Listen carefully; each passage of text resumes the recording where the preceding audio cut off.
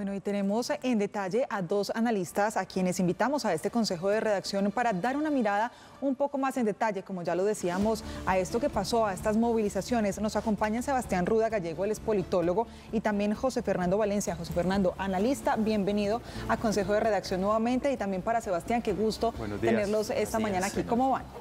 Buenos días, maravilloso. Yo quedé muy contento con la marcha de ayer y venir acá siempre es un placer. Claro que sí. Bueno, muchas gracias por la invitación y claro, hay mucho que conversar respecto a todo lo que sucede cuando la población colombiana se manifiesta de esta forma contra un gobierno que pues, representa un cambio, unas reformas del sistema tradicional.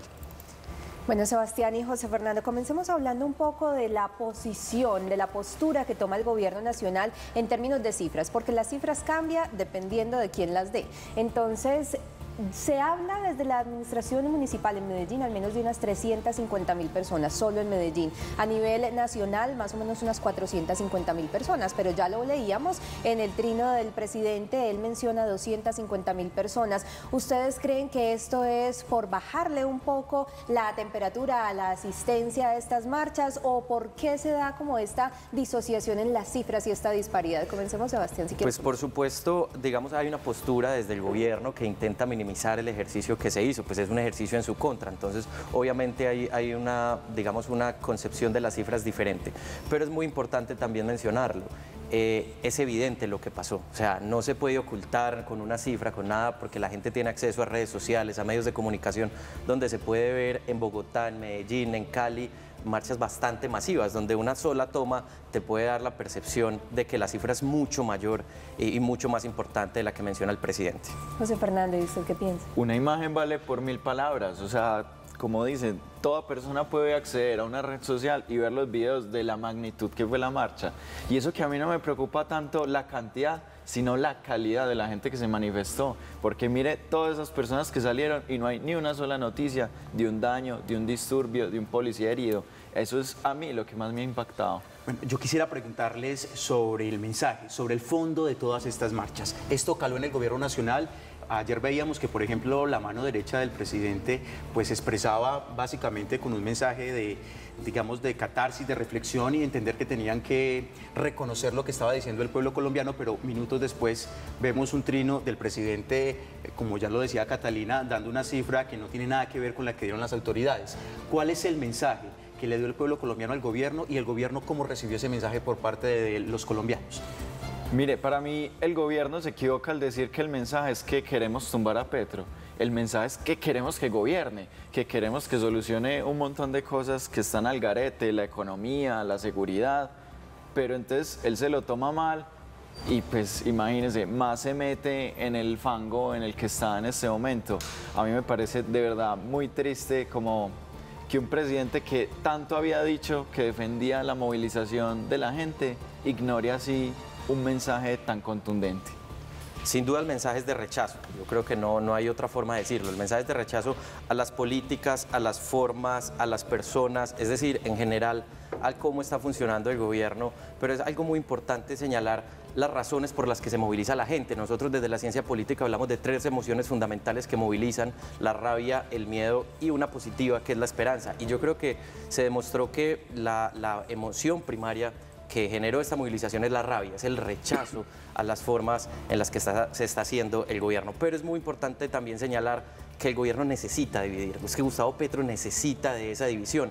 Eso es lo que le permitió llegar a la presidencia, dividir en una constante de muchos años, de muchos periodos electorales el país, y eso le permite, digamos, a escalar ahí, y lo necesita, porque él sabe que él puede virar su gobierno, puede cambiar y, digamos, disminuir sus reformas o algo así, pero la población que no lo quiere no lo va a querer por más que haga cualquier cambio en torno, digamos, como a menguar, como a conciliar. Entonces él necesita esa división, pero necesita que su grupo poblacional aumente.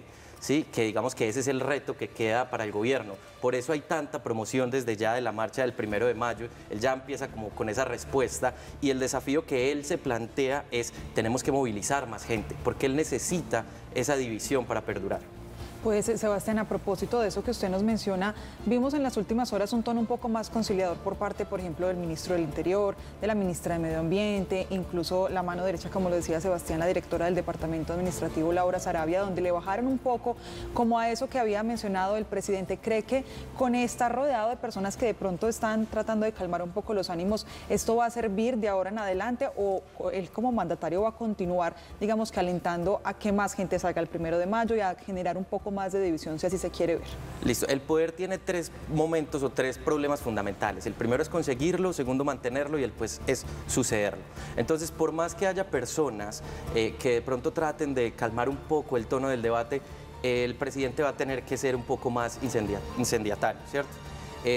No hay un referente en la izquierda colombiana hoy que tenga la importancia que tiene Gustavo Petro, pues estamos hablando de una carrera bastante amplia y que es el referente nacional de la izquierda, no hay quien lo suceda. Entonces digamos que estas personas, por más que son funcionarios, por más que tienen cierta calado en la opinión pública, realmente ninguno representa una fuerza significativa como para decir que le van a mermar al tono del presidente, y el presidente efectivamente va a necesitar, digamos, alentar esa emocionalidad, hacer una contrarrespuesta a esta marcha, porque efectivamente esto muestra que hay un descontento general en el país con sus políticas.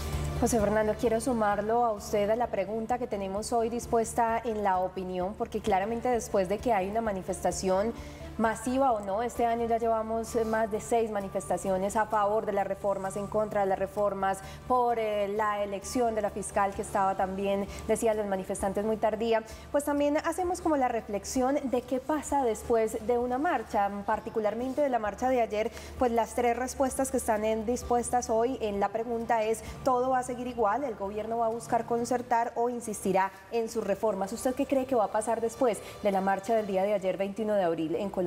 No, el gobierno claramente cada vez se radicaliza más, pero yo no creo que todo siga igual. Yo creo que eso es un mensaje muy fuerte para el mundo político, así lo ignora el presidente. Yo creo que, por ejemplo, muchos congresistas están tomando nota de lo que pasó ayer y saben que ellos tienen que buscar votos en el 2026 y que el ánimo de la gente no está muy a favor del gobierno y que eso los puede perjudicar si siguen del lado del presidente.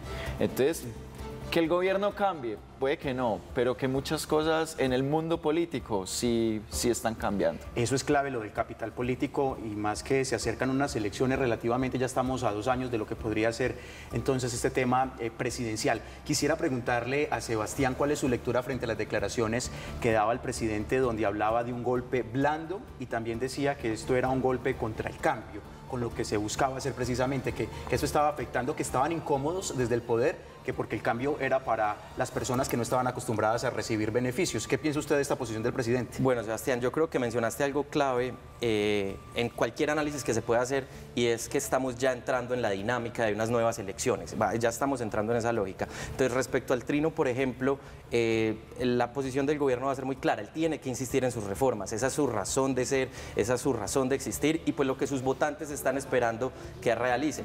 Y por otro lado, respecto a lo que me preguntas, Sebastián, ese es el tono necesario para él, ¿sí? Él necesita de esta división, necesita que el debate suba, que radicalizarse, generar polémica, molestia en la población, y digamos como ese ejercicio de división también le permite tener cierta estigmatización de grupos poblacionales, el referirse mafiosos, el disminuir la cantidad de manifestantes. Esto hace parte de efectos simbólicos del lenguaje que pretenden llegar a un público muy definido. Es que eso es lo primero. O sea, Gustavo Petro nunca tuvo una visión de país donde incluyera a todos y gobernara para todos. Él siempre tuvo muy claro su punto poblacional, ese sector de izquierda, centroizquierda, un poco más radical, un poco más disgusto con el gobierno anterior. Entonces ahí se va a mantener. Él no se va a mover de esa zona de dividir, de confrontar y de generar, digamos, esa radicalización del debate. Pues a propósito de eso que usted nos menciona, Sebastián, quiero preguntarle aquí a José Fernando si cree que con esa marcha, que digamos Medellín fue como el epicentro donde más se concentraron personas, ¿el gobierno va a continuar con esa división, esa polarización que hemos visto tan de frente con el departamento de Antioquia? Esto en cuanto a los recursos para terminar las vías 4G y otros temas que incluso usted pues ha dado a conocer a través de las redes sociales como ciudadano y también como analista. Pues es el truco de estirar la pita hasta donde le va a dar al gobierno, ¿cierto? Lo que dicen es real, él busca gobernar para sus fieles para sus seguidores más radicales, entonces hace las cosas más radicales. Pero ¿hasta dónde le va a dar eso?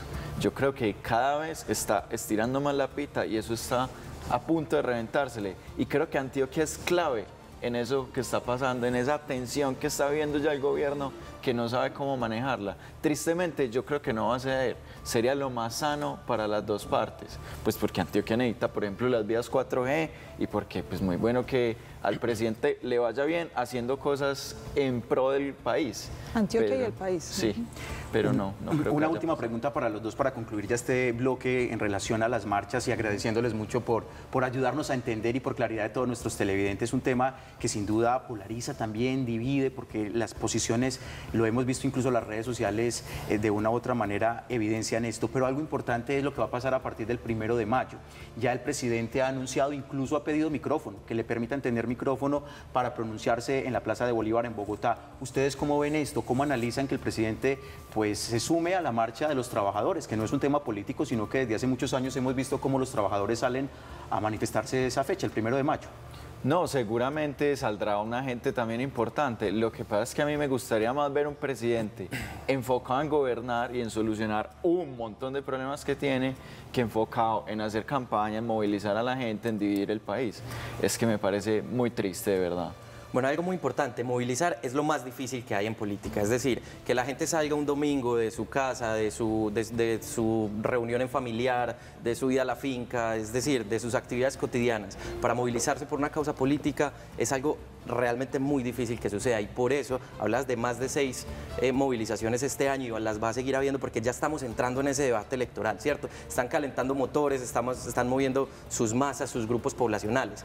¿Qué tiene de diferente las dos marchas? Primero, que la que se realizó el día de ayer pues es un domingo, que no es normal que ese domingo se realicen marchas y que, digamos, la población que sale es un segmento poblacional que es evidente en las fotografías, ¿cierto? Que es un segmento poblacional un poco mayor, que tiene, digamos, un rechazo naturalizado, digamos, contra Gustavo Petro.